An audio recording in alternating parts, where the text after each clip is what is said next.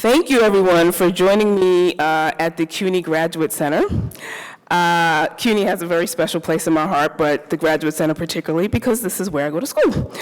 So it's always nice to be here, and it's always great to partner with CUNY on very important conversations. I really want to thank you for joining us this morning for this very important topic that really should be on the top of everyone's mind. Unfortunately, it's not. And, from the beginning of the year, the Association for a Better New York, better known as ABNY, was really thinking about where we fit in this conversation about these new New Yorkers and their contribution to the city and the economic impact to the city. And when our ABNY Foundation trustee, Teresa Gonzalez, came to us and said, listen, I have a really good idea of a way ABNY could really participate in the discourse around this, I jumped right on it. She's like, don't worry, I know who the panelists are going to be. I know she had the whole program planned out. And that's why we love Teresa. Can we give her a round of applause? So for those who don't know me, my name is Melva Miller, and I'm the CEO here at the Association for a Better New York. And, we are really an organization that prides ourselves on these convenings, right? These conversations, these topics that really are important to make sure that New York City continues to grow, continues to thrive, and continues to be the place that people want to be. And that takes place and takes shape in a number of different ways. So, as New York City really looks at the influx of tens of thousands of asylum seekers here in the city over the last year, it's really important that New Yorkers understand that they will receive official work authorizations and they will begin the process to start looking for employment very soon. And this massive influx of new New Yorkers could really be a major boon for the city's economy, right? It has always been a place where new New Yorkers come and immigrants come to the city and really participates in the growth of the economy. And this is at a time when the city's population has really shrunk to an estimated 468,000 since 2020. And when many employers have really been struggling for employees. This month, the Center for Urban Future, and I think we have someone here from CUF, thank you. They're a prominent think tank here in the city. They released a policy brief preparing today's asylum seekers to be tomorrow's workforce. And this policy brief really outlines the juxtaposition of that New York is facing and New York City is facing a long-standing challenge in helping its 2.79 million working-age foreign-born residents, including over 1.4 million with limited English proficiency, find employment opportunities. This against the recent influx of tens of thousands of asylum seekers settling here in New York City, which really exacerbated this issue, right, and this concern for our city. So while these new New Yorkers and these newcomers can contribute significantly to the city's economy, they really require increased investment in workforce development programs and other support systems that the city can offer to really fully integrate them into New York City's economy. New York City has historically been and had a role in the immigrant sanctuary, but it's at risk if New York City doesn't do it right? We need to really make sure that we work together, the private sector working with the public sector to do this integration right. So today's panel discussion with the four extraordinary panelists, an amazing moderator, and one of the city's top experts on the issue will really unpack this discourse of New Yorkers and emerging workforce and really examine how asylum seekers are being integrated in the city's economy. So I'm really happy for all of you to join me today in this conversation, and I really hope that you all will leave here today with a call of action.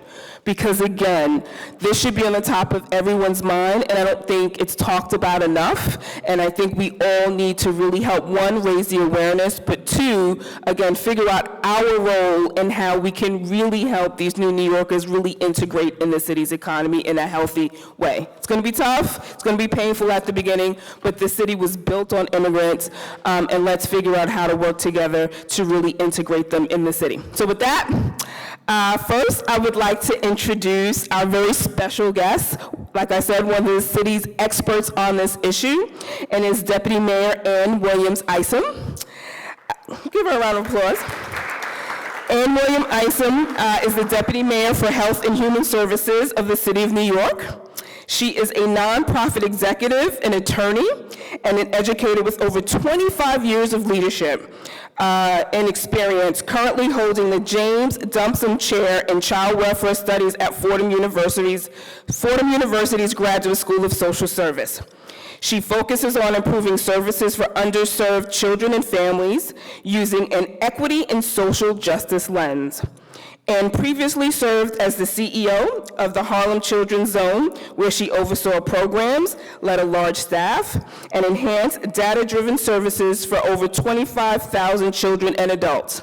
Before that, she had a 13-year tenure at the New York City's Administration for Children's Services, culminating as a Deputy Commissioner of Division of Community and Government Affairs. Her passion for helping vulnerable children and families stems from her own upbringing in Queens, the Q borough. That's right, thank you. Brooklyn's always in the house, so whenever I can shout out Queens, and this is where she really witnessed the potential of all children with the right support and opportunity. So with that, Deputy Mayor, please join us.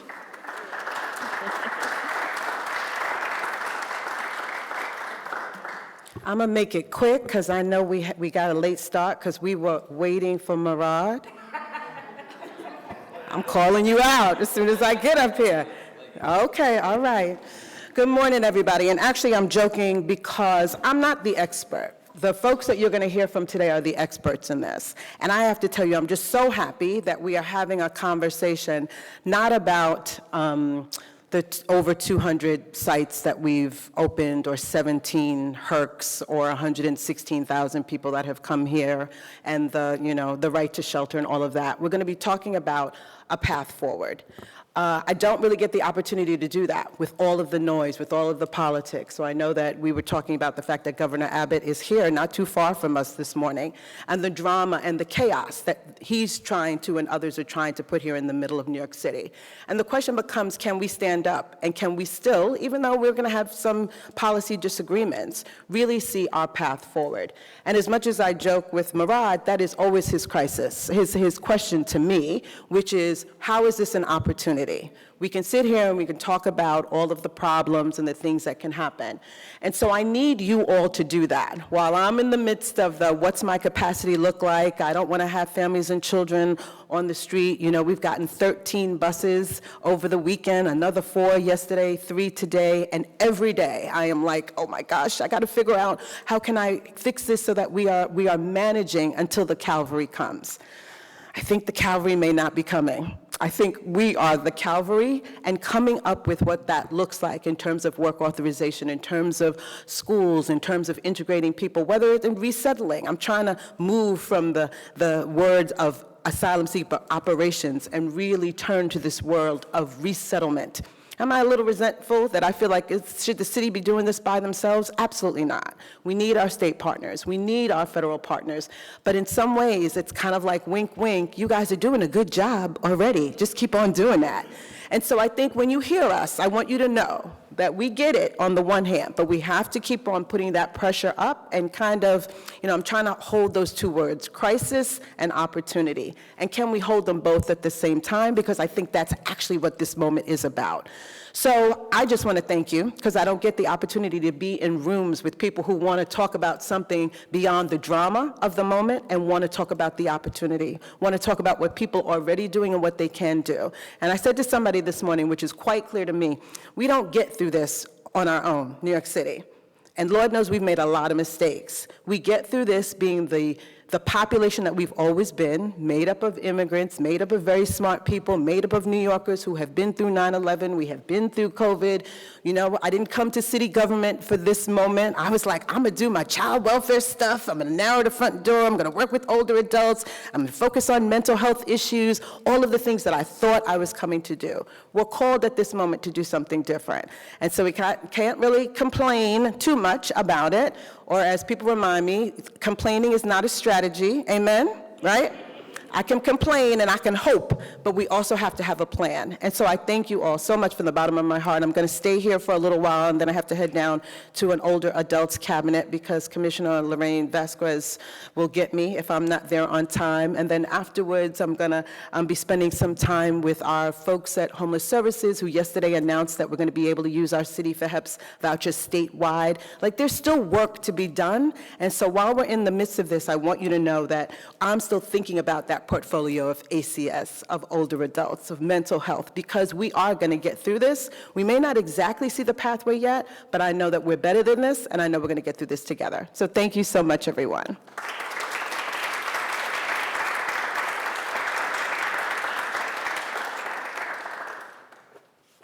All right, that was uplifting. Thank you. I really appreciate that, Deputy Mayor. And can I ask the panelists to join me? To moderate today's discussion, we're very lucky to have Grace Rauh, who is the Executive Director of the Five Borough Institute and a very good friend of ABNY. Grace Rauh is an award-winning journalist with over 11 years at New York One and is now the Executive Director at Five Borough Institute. During her journalism career, she covered city, state, and national politics, hosted the Off Topic on Politics podcast, and guest hosted Inside City Hall. Grace received the Sunshine Award from the Society of Professional Journalists for her contributions to open government. She later led communications at BridgeBio Pharma, where she played a pivotal role in securing FDA drug approvals and earned recognition from Fast Company as an innovative biotech company. Grace, a Stanford University graduate, resides in Brooklyn. See, Brooklyn's always in the house. With her husband and her two daughters. And with that, I turn it over to you, Grace. And there are microphones on the tables for you all. Thank you. Thank you.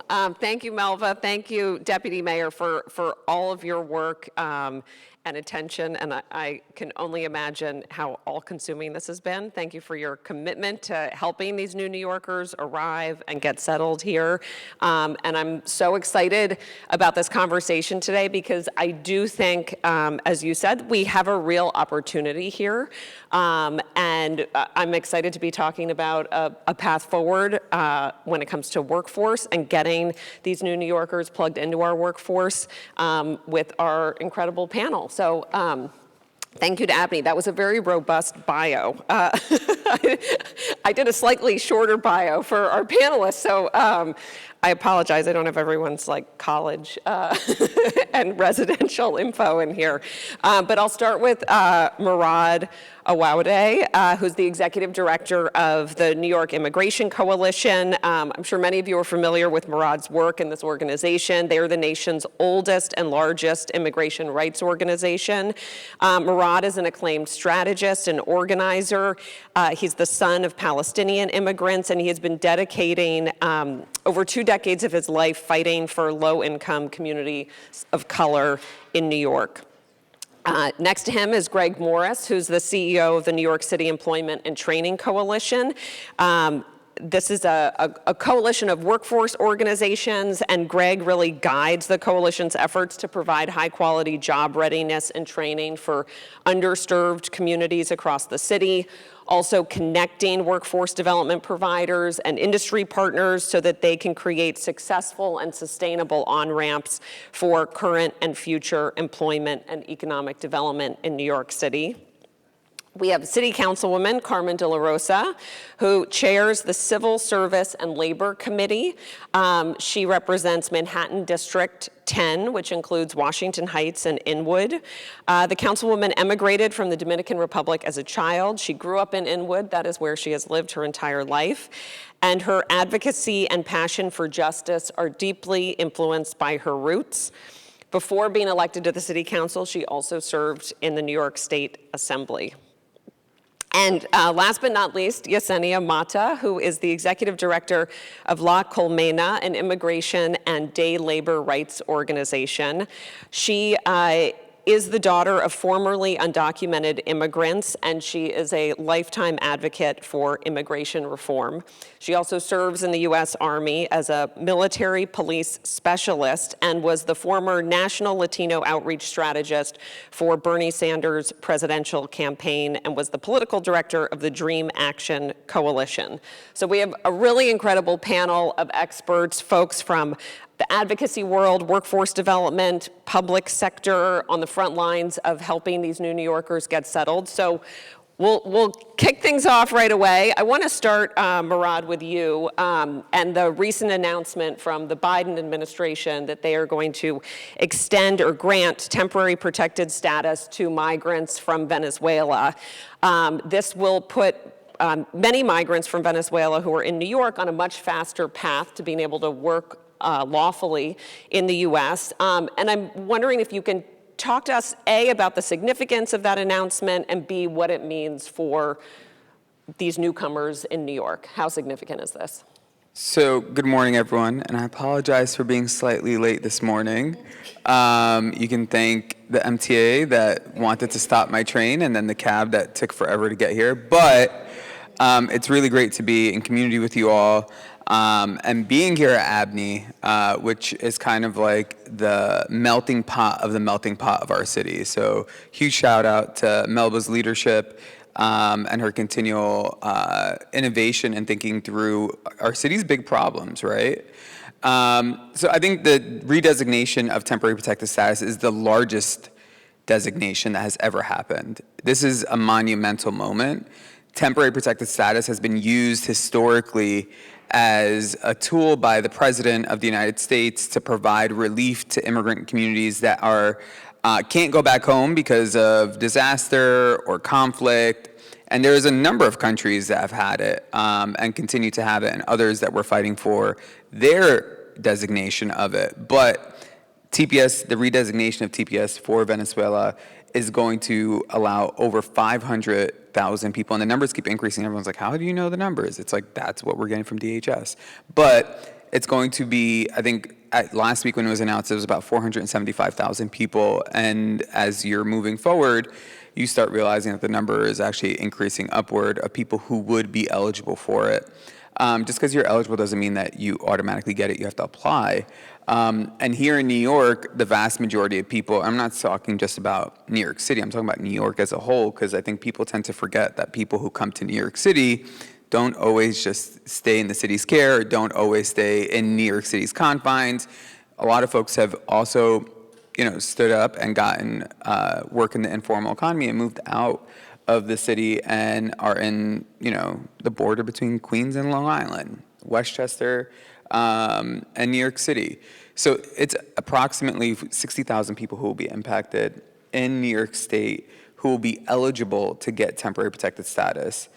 Once that happens, once they apply and they submit their application, they get immediate immigration relief, which means that they're protected from deportation and at the same time work authorization, which is a huge feat. So I think that that is something that we have been fighting for, and we will continue to fight for more designations for other countries, specifically countries that we are seeing that this administration and previous administrations have always ignored, like Black immigrants who come to this country. So Mauritanians who are escaping literal enslavement and coming to this country for refuge and safety are not getting any support, right? And I was speaking to folks yesterday about this, and I said, we have to really move the barometer even if it's not the largest designation, right? We have to think about how we're protecting people and then getting them the ability to get the supports that they need. And the number one thing that you can speak to anyone who interacts with our newest New Yorkers, and they will tell you the same thing. The first thing they ask you is, how can I work? Right? And I think for us, that has been our biggest piece here, which is another program that actually successfully was launched, was when Title 42 pretty much ended and then Title 8 took effect, was the CBP One app and the parole programs for Venezuela, Haiti, Cuba, and I think Nicaragua. They actually gave people parole for 1 to 2 years, which means that they're automatically eligible for an EAD, which also means that they're eligible to work. But many people don't know that because our great friends at the border and Border Patrol don't tell people this. They don't even give them immigration paperwork anymore. So I think the 500,000 who are eligible now through TPS nationally, and then 160,000 people who are paroled into this country can get automatic EADs at this point. So this is an opportunity. We have worker shortages across the country, not just here in New York. And just in those two actions that this administration has taken at the federal level, that's already adding 660,000 new workers to the pool that we have. So I want to, thank you, Murad. I want to go to Greg then. I think it's a great segue to our workforce development infrastructure in New York City and what it looks like right now and whether it is ready and prepared and has the resources it needs.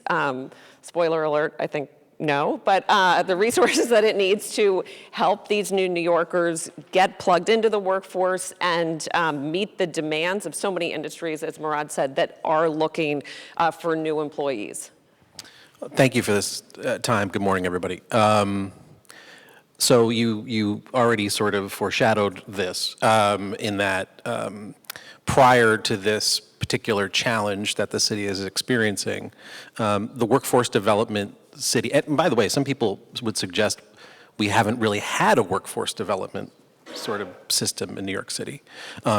Because of the fragmentation and the disjointed nature of how it is that we think about creating access points for job seekers, whether it's their first job or a more likely now, even in some cases, a second act career and everything in between, the city has struggled to be able to create sort of on-ramps to employment access and opportunity. So prior to this challenge, there's sort of the complexity of how is it that we actually create pathways to quality jobs and meaningful wages. And the complexity of that comes from the fact that there are significant disconnections between what employers are looking for, what workforce development providers have historically offered, what educational institutions are capable of doing or offering in terms of credentialing and training opportunities, and also where labor fits into this conversation, as well as philanthropy. In other words, this is a city where there are the most dynamic workforce development providers probably in the country. There are the extraordinary employment community powerhouse entities that are thinking about how it is to employ folks and get them quality jobs in meaningful and dynamic industries, all impacted at the same time by the pandemic. We were all sort of reeling from the resetting of what it means to think about what a meaningful job, a meaningful wage actually looks like. So as this sort of challenge comes to light, we're already sort of in a situation where Black and brown New Yorkers, historically disadvantaged, underserved, under-resourced, neighborhoods that have been left out, left behind, not able to find employment access. That was sort of what we were dealing with. Now, credit due to this administration for developing what was called the Pathways to an Inclusive Economy, a blueprint. I sat on the task force that helped develop and create some of that particular strategy, which was all about how do you think about creating the right on-ramps and the right connectivity, whether that's related to apprenticeship options, whether it's related to more on-ramps for employer partners, et cetera, whether it's related to thinking about the data and metrics, public and private braiding of philanthropy and funding resources. But the reality is this complexity comes to light, and all of the gaps are sought to be filled by our workforce development providers. I run a coalition of 220 providers. 50 of those providers sort of stepped up and said, top of our list, we're focused on new arrivals. We have a history of supporting those that are connected to the immigration system, and we want to put ourselves forward. They were not resourced to do that. And what I mean by that is contractual obligations oftentimes that exist between those providers and the city were reliant upon work authorization, in some cases, to be able to get resourced to do the work, right? That's a complexity, that's a barrier. So I want to help you, I want to give you the tools and resources you're looking for, but I'm not getting reimbursed to be able to do it, or I'm not contractually capable of doing it.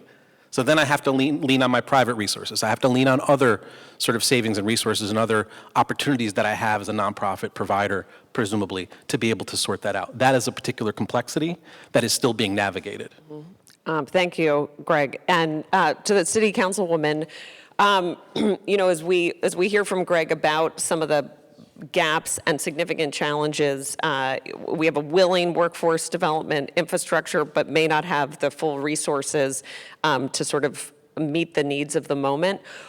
What is, from your perch in the city council, are there certain things that you think should be on the table to help support the advancement of New Yorkers into the workforce? Are there any regulatory or legal changes, or is this fundamentally just come down to money at this point?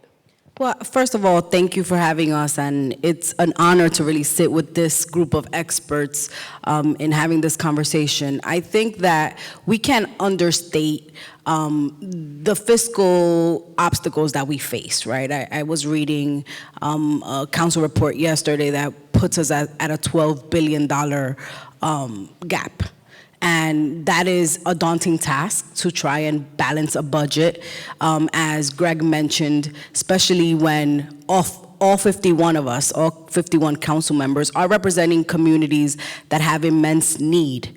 I think that one of the things that I've been particularly focusing on, and I was talking to Greg about this before we began the panel, is the narratives that are at play in our community, making sure that we are not pitting communities of need against one another. I think that is a fundamental job of the council at this moment, to try and, one, make sure that our city services are at the capacity where we're serving all people who are in need, period. Two, I think as we look at, for example, yesterday I held a hearing on the future of the municipal workforce, and we were looking at the vacancy rates in our city agencies. We know that we have about 20,000 vacancies across our city agencies. That's a task that the council has to deal with, that we have to work with the administration around to try and fill some of those critical roles so that we can backfill the needs that exist in community. And then as we get to the point of balancing a budget, we heard our deputy mayor say we are the cavalry. We have to think about how we partner, not only in the public sector, hoping and demanding that our federal partners step up and that our state partners also put their money where their mouth is, but also making sure that we're creating partnerships and collaboration with the private sector. We can't do this on our own. I chair the Civil Service and Labor Committee. We've been looking at the reforming of the civil service pipeline and how that works across the board. I know that the administration has taken on the task of doing hiring halls across our city, but with a hiring freeze in place, we can't place people who are ready to work. And then looking at programs that train, that capture students within our education system. One thing we know and one thing we are doing as a city is placing every child in a school. As those children grow, as those children begin to develop the skills necessary to enter a possible workforce, how are we creating the spaces for them to build those skills? I think that we have to also work with our partners, both in organized labor as well as in workforce development, to also make sure that we are funding opportunities for job creation in our communities. And finally, the last point I'll make is legal services. Without us funding legal services on the ground that these advocacy groups, that these nonprofits are taking on, then we cannot guarantee that those who are eligible to work have a pathway to working.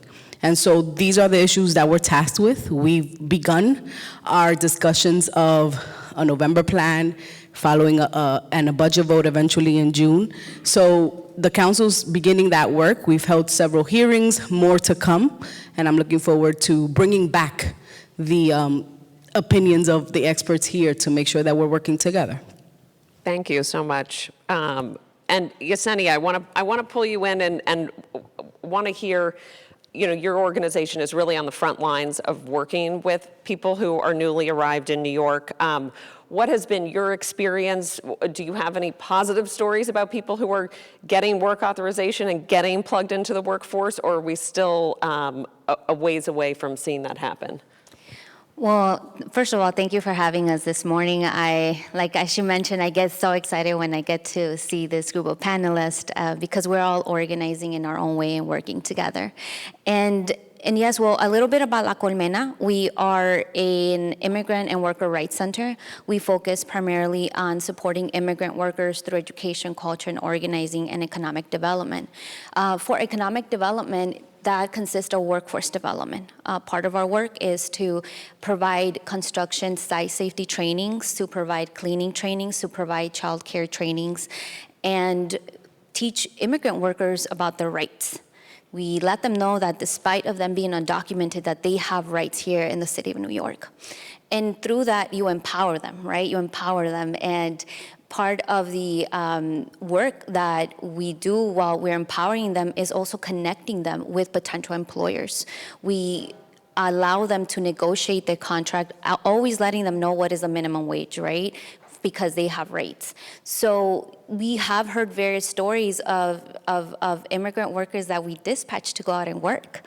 And they come back and say, thank you for teaching me about my rights. Thank you for teaching me how to adapt in the city of New York, how we have to work here in the sense of, for example, my parents are from Mexico, so we have certain customs in Mexico that are not allowed here, right? Especially when it comes to working or things like that. So they tell us, thank you for helping us adapt here. And as it was mentioned, I think one of the things that we really do need is support when it comes to legal, because there are people that are ready to join the workforce. I mean, they're already doing it, right? Despite, even though people are saying, oh, you cannot work, we know that every immigrant worker, mother and father, would do their best to provide for their families. People are already working. And I can tell you, just last year, we ended up dispatching like close to 1,000 jobs in supported these families.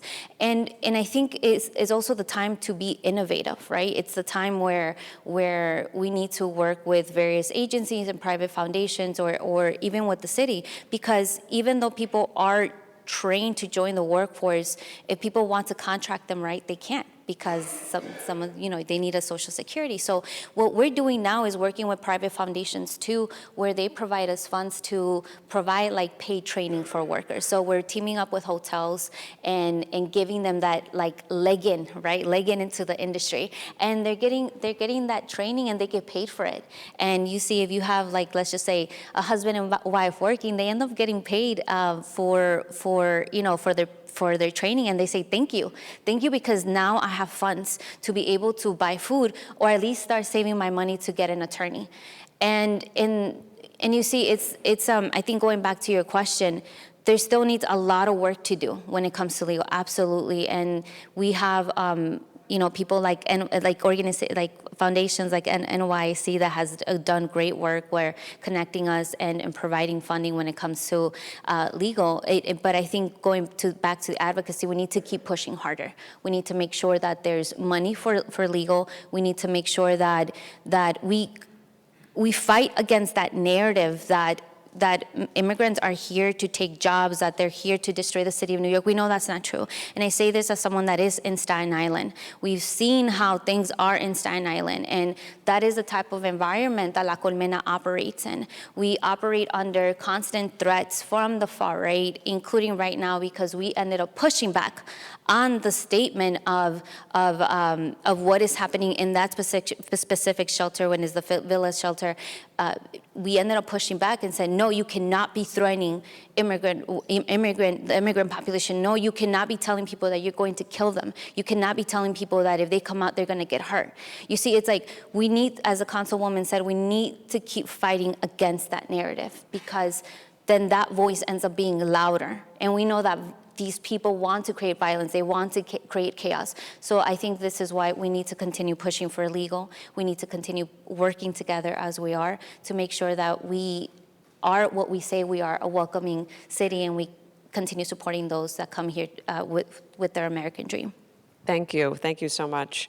I want to talk a little bit about sort of employers and what's being done to prepare employers. Do they need to be prepared or educated in terms of how to work with new New Yorkers, how to bring them on board, how to get them the training and support they might need?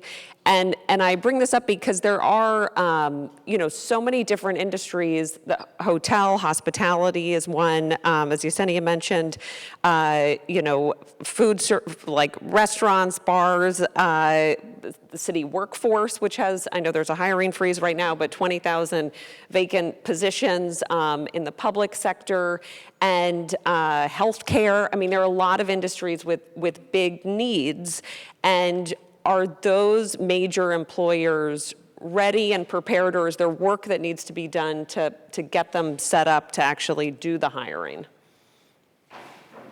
That can be for any of you. So I guess my most immediate answer to that is it was, I think on Saturday maybe, I got a message from the Hospitality Alliance. It was a link to a New York State Department of Labor form that was intended to be sent out to employers that said, if you're interested in bringing new folks into your positions, what's your name and what's your business and what's your contact information and where are you? Are you in the Finger Lakes? Are you in New York City? And I just thought, it's a Google form, and we're getting this constructed now. By the way, I filled it out. I'm an employer. I've not heard back. So what I'm getting at here is the idea that there is a massive disconnection right now between the conversations that perhaps are happening within city and state government, and I think what's happening within specific industry relationship and partnerships, and what's happening within the workforce space, and perhaps what's happening within the intermediary space, about how it is that we're trying to address, respond, or react. Because the reality is, as noted in the Center for, in the Cuff report that came out, a number of job seekers, folks who are coming and seeking access, the asylum seekers, there are language challenges that need to be addressed, legal services components, family supports that need to be in place. There's also the idea of sort of tracking and understanding what opportunities someone is interested in and what credentialing or training someone needs to be able to find a foot in the door. And in every one of those categories, this city has the most dynamic set of employers imaginable. They're not necessarily the best at being able to welcome talent that may have some initial complexities to get through to be able to find success. So this is a particular moment when it's probably more important than ever that our industry alliances and our city government or state government and workforce, et cetera, are gathering to think through how to make this possible. Because if the default setting for us is a Google form that is now in the hands of the New York State Department of Labor, I suspect we might be dramatically delayed in being able to find the actual employment opportunities and or connect the folks who are ready to the actual jobs that are in place. Maybe others have had a different experience, but I'm still waiting for the feedback from the form I filled out. And I think just to add to what he mentioned, it's true what he said about how do you welcome that talent, right? How do you train in the hospitality or businesses, how do you train them to welcome this talent? And it's true because there's so many barriers. Part of the work that we do at La Colmena, which we have Charlie Haya, he's the one who helps dispatch many of the workers and train them. There's a language barrier, like I mentioned, there's different customs that they have. Also the trauma that they have when they come, just everything that they went through. Because when they come to La Colmena, they are in survival mode. It's not their intention to shout at us, and not their intention to be so overprotective of, like, we give them a paper and they hold it, right? They hold it so tight. And we're like, no, you're okay. Like, we're gonna see your capabilities. We want to learn more about you. We want to see what capacity you have to join this industry. So that's the sort of empowerment that we start giving them, but it goes through layers. You need to build that trust. You need to understand what language do they speak. Once you do that, then that's when we connect with the employers. The employers, when they call La Colmena, they also have to go through a training that we let them know, like, they have rights. You are promising to pay them if they finish this job. If you don't, we have connections with the wage step attorney, right? So it's also like a little threat right there a little flex that we throw in there. But it's a way that, when people call like La Colmena, they also want to support an immigrant worker. They want to say, how can I support an asylum seeker? How can I support an immigrant worker? And we say, well, hire them, they're here, but you also have to go through this training. And we make sure that they provide them with lunch. We make sure, like, if there's any sort of miscommunication, they call us automatically. They call Charlie, they're like, Charlie, he said this, what does he mean by this, right? So there's still going to be a lot of work to be done in between. However, there's, and as you mentioned, right, I think all of us need to make sure that we work together, because we all have different capacities. For example, in the workforce development component that he has, like, I don't have that capacity, right? I don't have those connections. But also vice versa. It's like, we have the trust of the community. So how do we work together? And I think that's what we're trying to find out right now, that middle ground. Can you speak at all to kind of the skill sets? I'm sure it's a broad range, right? This is like a very diverse group of migrants that are here from with different personal stories. And what are the skill sets that we're seeing in the new arrivals to New York, and what do we have pathways to a diverse set of jobs in different industries? And if not, what do we need to do to ensure that there are pathways to good-paying jobs that could provide a middle-class life for somebody in New York? So for employers in the room, I am not an employment agency, so please stop reaching out to me. But I think this is a unique population, and Yesenia can talk more about this. In the sense that this population that we are engaging with here, who've come over the past 18 months, I think people also forget that the first buses that were coming in August were not the first waves of folks who were coming to New York. People started coming in December of 21, and then it started to increase in April when Abbott started busing people to DC. 85% of those people were coming here. This is a highly educated population. So I think there's a lot of different conversations happening about how do you pigeonhole them into certain fields, if it's agriculture, if it's hospitality. Some of the folks we've engaged with are actually medical professionals, like doctors, nurses.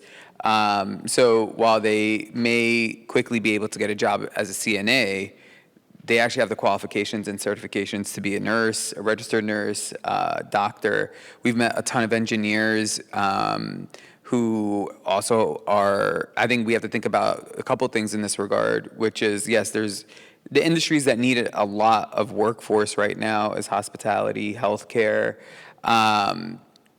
construction, electrical, mechanical, like every industry is in need of workers. And I think that every level of government is trying to tell people, go do this kind of work. And it's like, let them pick what they want to do. So I think for us, seeing the population that is here, I think we have to also think about, there's this bill called the Empire State Licensing Act, which would help you accredit your foreign credentials to your equivalent here so that you're able to have that license here. And I think that we have to think bigger in the sense of employment and workforce, because we kind of always think of low-skilled worker or low-skilled jobs as the work that we want to plug people into. And that should not always be the case. Like people have different levels of skill here. So again, I am not connecting people to, we are not an employment organization. But I think, in the sense that some of the biggest needs that we have seen, and based on the state stats from the Department of Labor, it is agriculture, it is hospitality, it is construction, it is mechanics, welders, like pretty much there's a huge need across the board of a significant amount of diverse workers across the spectrum. I just want to piggyback and say that this is also not a new problem, right? I always want to bring us back to the fact that we've been here before. We know how to solve for these issues. There's state legislation that can pass. But, you know, when I walk down my community and I get in a livery cab, you know, I often have conversations with livery cab drivers who are like, I was a doctor back in the Dominican Republic, or I was an engineer, or I was, you know, an agriculture, whatever, you know. So this is something that we haven't gotten right.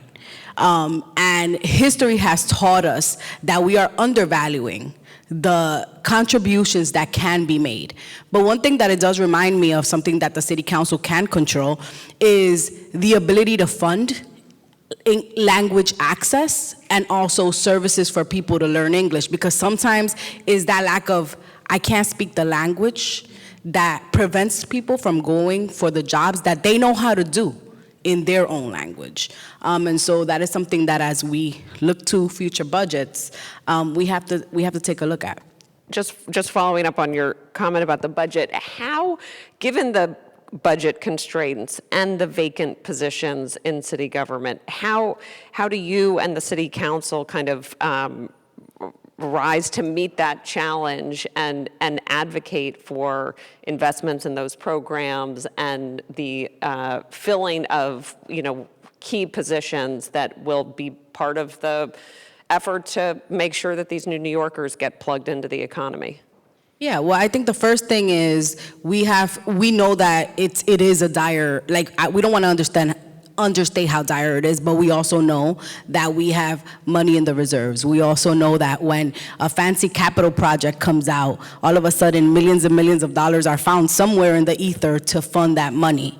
It's about prioritizing the safety net so that we're able to do things like move people effectively out of shelter, right, and into truly affordable housing that they can actually afford, and make room for more people who are arriving and will continue to arrive despite us trying to close our eyes and say, oh, you know, we heard the numbers. Murad gave us those numbers. It's going to continue to happen. And so we have to make sure that as we look at this budget and out-year budgets, right, because part of what the council does is that we balance this year's budget, and some of the gaps are then larger in out years.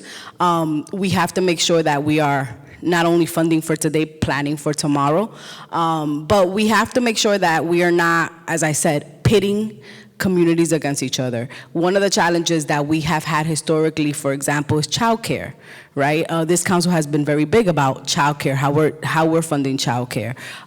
We can't have people go to work if they have nowhere to leave their children. Those are conversations that have to happen.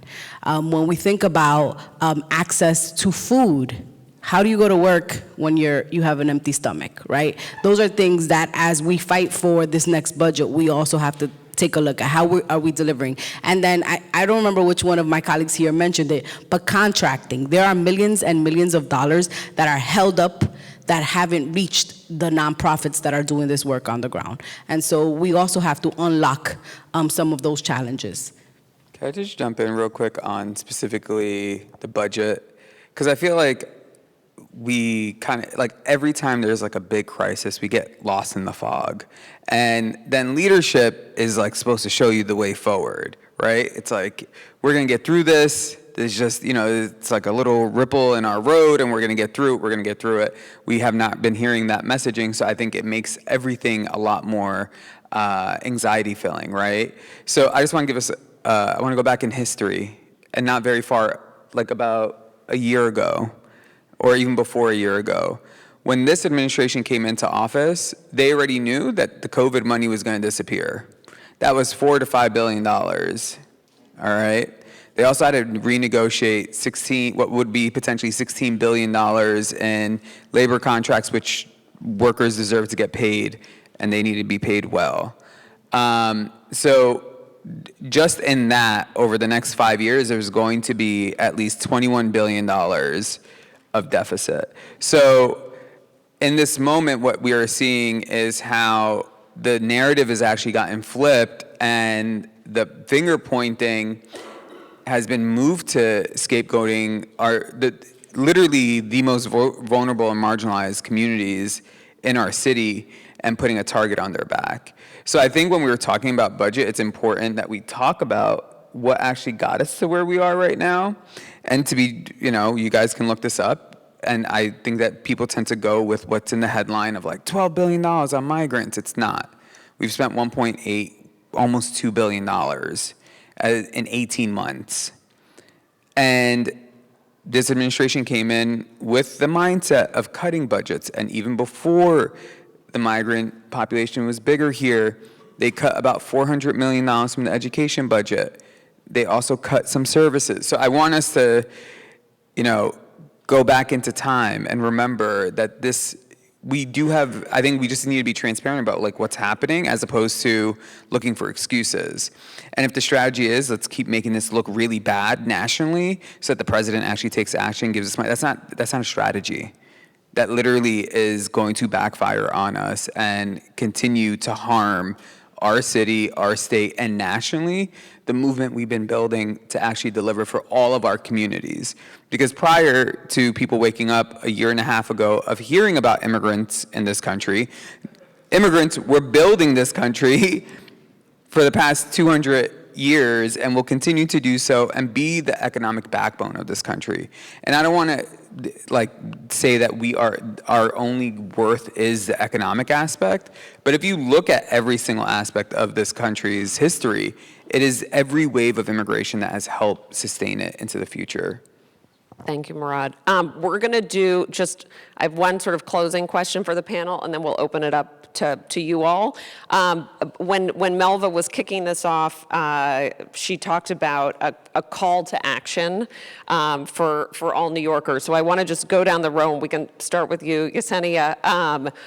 Everyone who is here cares deeply about this issue, and I assume is here because they want to be part of the solution for New York and for the workforce and the economy.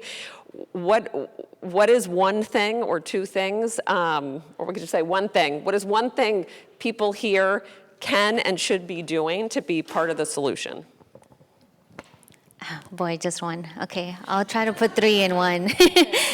I think what we're doing is making sure that we continue fighting that anti-immigrant narrative, right? We need to make sure that we continue showing that the city of New York will always be a welcoming city, and continue working with organizations. And I think if you would like to support, right, organizations like La Colmena, I think we're a little organization. We're not big, but with whatever little monies is thrown at us, right? We make sure that we give even like 100%. So I think just continue supporting organizations, and elected officials are making sure that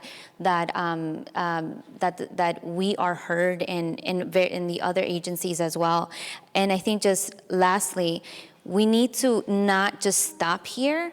I understand TPS was given to a particular group, but we need to push for a pathway to citizenship. We need to make sure that those that also have been here are also heard.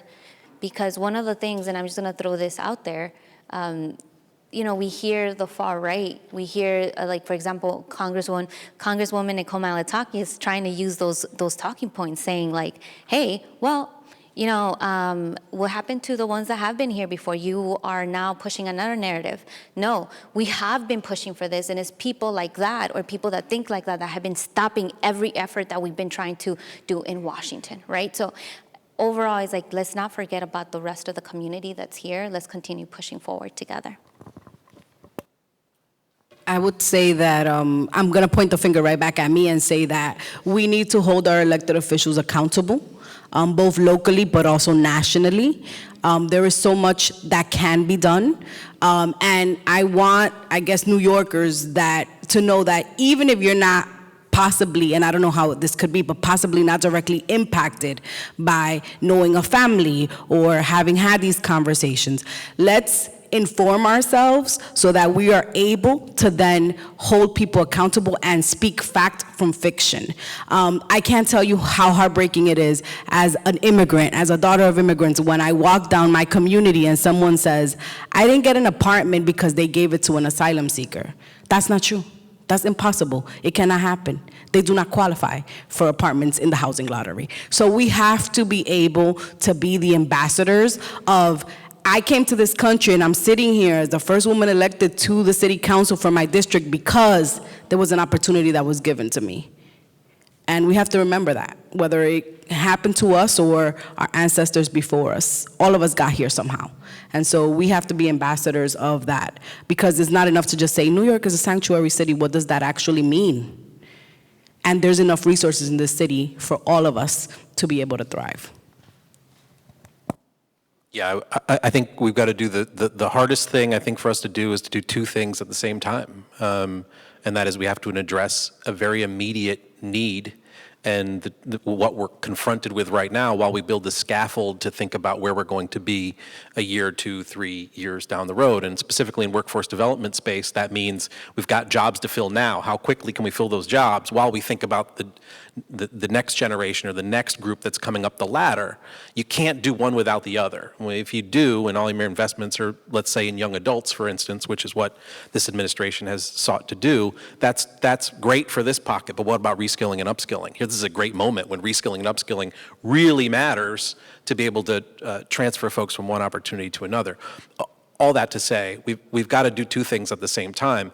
Thing one is, in terms of urgency, just to build on what's already been said, the messaging related to budget cuts needs to be challenged at every moment, because those are historically on the backs of social services, human services, which is nothing but black and brown women who lead those shops. That's what that is. And that needs to be called out every single time, because we know what this administration in particular chooses to do or not do when it comes to thinking about its budgets. So that's just part of what has to be an immediate sort of reaction to those complexities, in addition to what's already been highlighted. Longer term, we need to do, we need to do something again that I think is challenging, and that is we as a city have to come together and decide that this is a common challenge. This is something we all have to engage in. So whether it's the mutual aid networks connecting with what our city agencies are doing, which is connected to what employers who are going to open their doors and their pathways are going to be, to what workforce development can do, to what private philanthropy and corporate philanthropy can do to invest in this particular moment. We've got to talk to each other about saying we actually see something very different for ourselves in this moment, and that implies that workforce development is actually economic development. And that, in this city, while we talk that talk, the next time you see someone cutting a ribbon on a new planned development in some particular neighborhood, take a look around and see if there's a workforce development entity behind that, see if there's a local job seeker standing behind it, championing that, see if it's an immigrant standing there saying, they've promised me that I'm gonna get a job when you build here. That's the mind shift, that's the change, and this is the moment to make that possible. But this room, lock the door, we can agree to do this. So let's hold ourselves and our electeds and our administration and labor and employers and others, let's hold them and ourselves accountable for making that possible. I think one hope I have, or one way people can engage in the work, is also acknowledging what we have lived through for the past 8 to 10 years. I think that then gives you a lot more clarity in life. And I'm not making this about my organization, but I do want to talk about really quickly, because I know we're out of time, is we've lived in 8 to 9 years of crisis at this point. And we've not acknowledged that. That just is kind of like mind-baffling to me. Trump running for office, that's a crisis in democracy. Him winning, and then the attacks on the entire sector, that was a crisis. COVID, we're still living it, is a crisis. Having this narrative thrown at us of us being in crisis as a city is a crisis. And I think that takes an enormous amount of mental health bandwidth, where like you don't want to do anything because you're just like, anything I do is not going to matter because this is a crisis. And that is not the case. I think if we acknowledge it and we work through it, then we're able to actually move forward. I think one thing people can walk away from in here is challenging that narrative moving forward and actually bringing joy to each other. And that's I think people are, I was gonna say something else, but I think people are like, why are we talking about joy? Because I feel like we continuously are brought to a place where people want us to be miserable and scared. And the least thing you can do is be joyful for yourself and be joyful for others around you, because that is what's gonna help us move forward. Because the times ahead are gonna be rough. regardless of who's mayor, regardless of who's governor or president, we are going to have very rough roads ahead. And it's not because migrants, we are just going to have some interesting roads ahead of us. But this is an opportunity of how do we utilize this moment to make that road less rough for all of us. Thank you. Do we have time for to go to the audience? Thank you to all the panelists, especially for that. I feel like that was a hopeful kind of moment there in the conversation. Right. So first off, can we give everyone, all of our panelists, a round of applause? Thank you.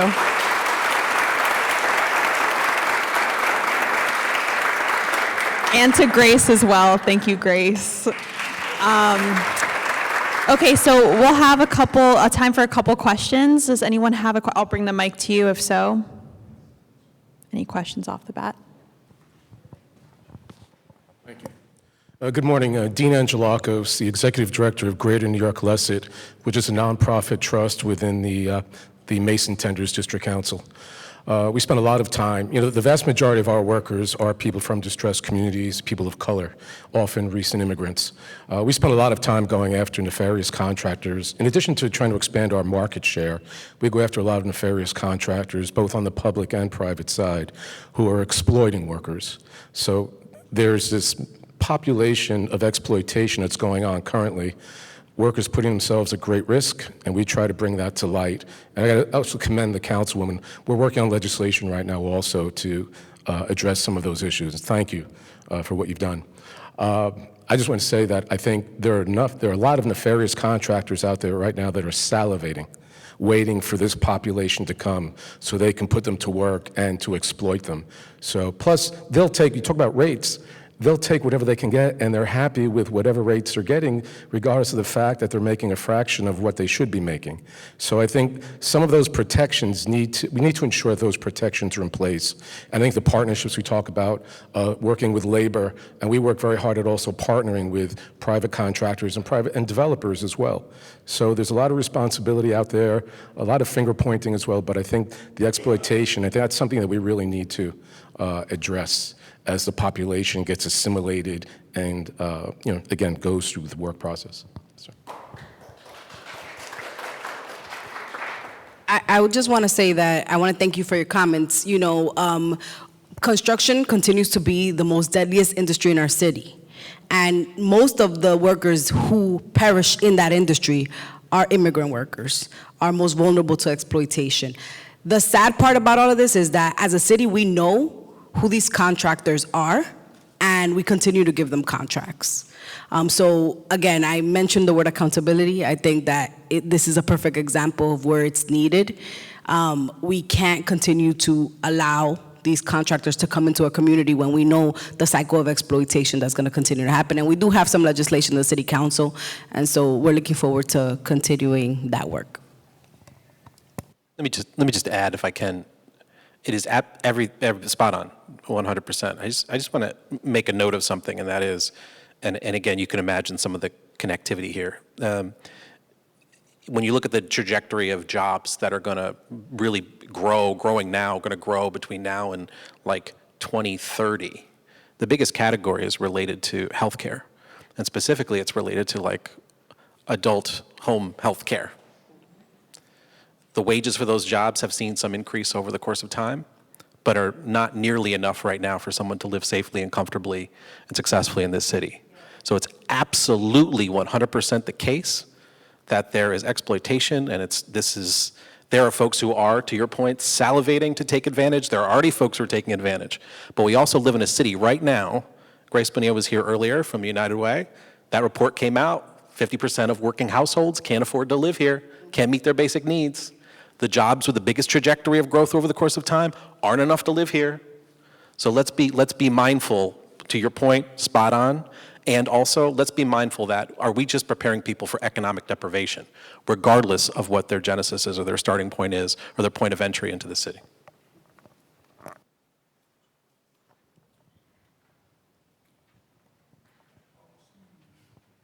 Thank you, appreciate it. Hello, happy hump day, everyone. Cecil Brooks. So thank you, especially my Uptown representation. I'm really curious as a resident on the South Bronx waterfront, as I guess one of the newer models of development into live, work, play areas, kind of like Hudson Yards, where each of your, or some of you might see like the role of like residential trends changing, and not only where some of these newer jobs are happening, but where some of these newer communities are being built, because I think there's a lot of overlap with the asylum crisis and migrant trends, as well as like gentrification, overcrowding, even for New Yorkers who have lived here their entire lives. So particularly with the focus on the outer boroughs, I love Staten Island too. I'm just trying, like as someone who's coming back from grad school in DC and trying to stay uptown, like what could like the residential world look like for like all of us, including migrants, as they settle into New York? I think I think we keep doing this thing, and your question's spot on in the sense of like how are we planning for the future to ensure that our communities can continue to have us included in them, right? But the same issues that we were facing a year ago or 2 years ago or 5 years ago, we're facing them today.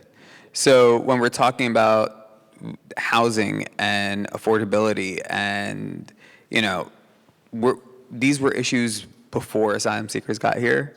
They're going to continue being issues. I think that this is an opportunity, and when I say, and every conversation I have had with the mayor's office is like, this literally is your opportunity to how we saw the opportunities during COVID of like the solutions we needed to push forward during that time. This is another opportunity to do the same thing.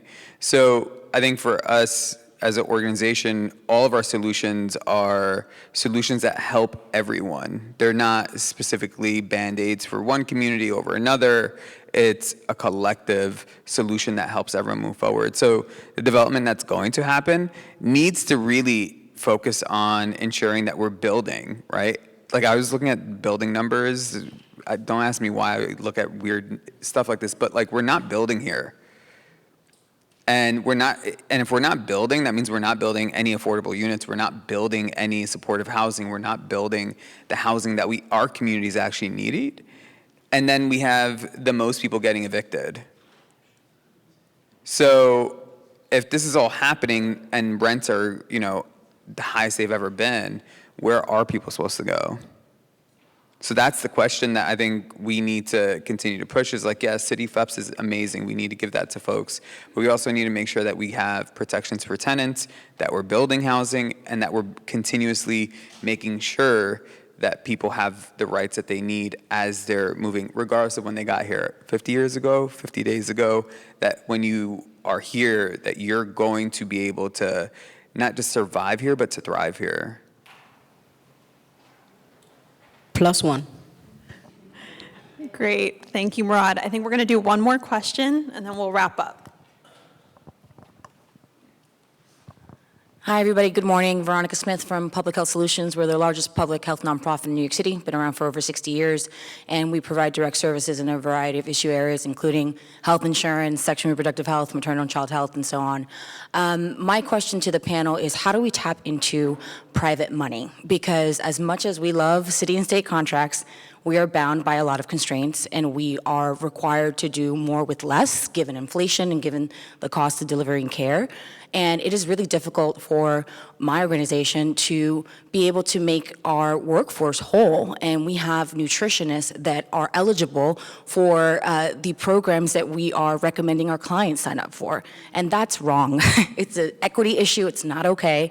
And I just think that, we do need to think a bit broader about tapping into the richest city in the world and the employers that are here. We have, I think, over 180 billionaires in this city. How do we tap into that money? Because we need more money to be able to continue serving our communities in the way that they deserve. So that's my question.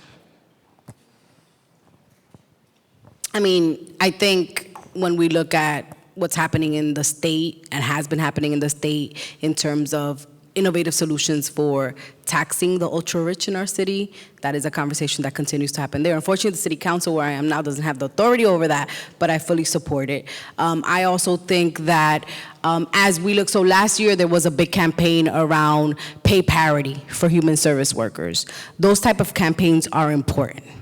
We should continue to have those campaigns because those issues, as Murat has said today many, many times, continue to impact our communities, whether we're in this crisis or the previous one or the next one. We know that these are jobs that are going to particularly women of color, in communities of color. And it breaks my heart every time I'm at one of those rallies and, you know, a social worker from a nonprofit that we're tasking with taking on not only the physical burden of servicing our city, but also the mental burden of having to provide that hope, that connection to city services, for families, has to apply for food stamps themselves, right? This is an equity issue that I think that we have to continue to beat the drum on, and we can help. I know the city council in previous budgets has helped to provide a COLA. We need to do more, and we shouldn't be let off the hook as you know, as budgets go forward. So, just add a quick note. To connect maybe the last question to this one. We're living the consequence of exclusionary zoning right now that has to be changed. We're living the consequence of not having invested in childcare right now. Or we're living the consequence of not having invested in workforce development right now. The de Blasio administration got a report in the beginning of its term that they needed to put $60 million in the workforce development. They put in $6 million. We're riding off that consequence. We're also riding the consequence, perhaps, of, I think, private philanthropy not necessarily knowing what the best investments are and when, and individual donors not necessarily knowing where it is that they need to put their dollars and how to make sure their dollars are working. And to some, there is a nonprofit industrial complex to think about too, which goes to say that perhaps there is a bloated infrastructure and perhaps we're competing against each other for dollars. And what does that mean? In other words, how do we start moving towards maximizing the dollars we have while we seek new money? And that's the game that we have to sort of navigate in ways that we're not used to. This is a city where there's more than enough wealth, but everybody can't have it all. And I just wanted to add, and as a small organization, and I get your question about the private funding because I know that is very important. I think things that can really support us as nonprofits is working with organizations or groups like ABNY. For me personally, right, I am very grateful for this opportunity because as an organization, and I'm sure you're also always on the ground, right? As an organization, you're so focused, and I look cute today. I know I look cute, right? But I'm not always this cute this morning. Like, you should see me, like, I'm always on the ground. I'm always, I'm always ready to be out there with the community because we have many people that come to my center, right? So, and I sometimes when people tell me, oh, do you want to be on this panel or do you want to be in this interview? Normally I would always say like no, because I was like, no, I'm so tired. I have so much going on. But someone told me that it's very important to have someone that is on the ground to speak up on what is happening. That is important to join these panels.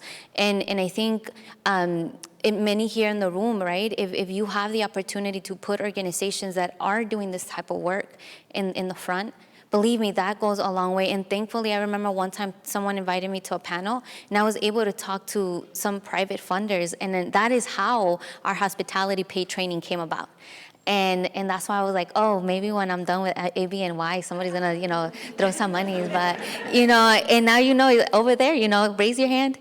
She's looking for some money too, so make sure, you hold these panels. But I think that's what I mean, right? Let's support one another because sometimes we're all so busy doing our own thing that we just need that support. So, see, I give you a shout out over there, so don't make. Just real quick, I think to your question, like what we're seeing is philanthropy actually retracting its support. In a weird way where, they made an enormous amount of money in their endowments during the past 3 years. It's not that they have lost significant resources either, but they're giving out less and they are constantly re-strategizing, doing a new strategic plan or doing a strategic pause or strategic this or that.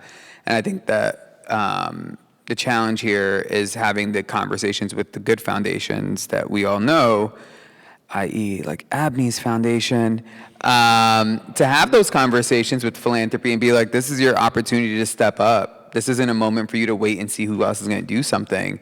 But you know what the needs are, step up and provide support. And I think that's the piece that some people are trying to have those conversations, but they're not happening as quickly as we'd like.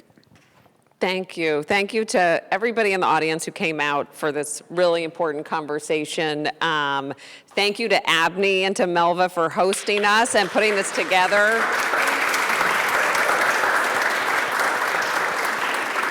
And just a huge thank you to our incredible panel. Thank you for your work and commitment to helping New Yorkers. And I hope that as we leave this conversation and go out into the world, we can move further away from the crisis mode and more toward the opportunity place and forward-thinking, solutions-oriented discussions. Thank you all.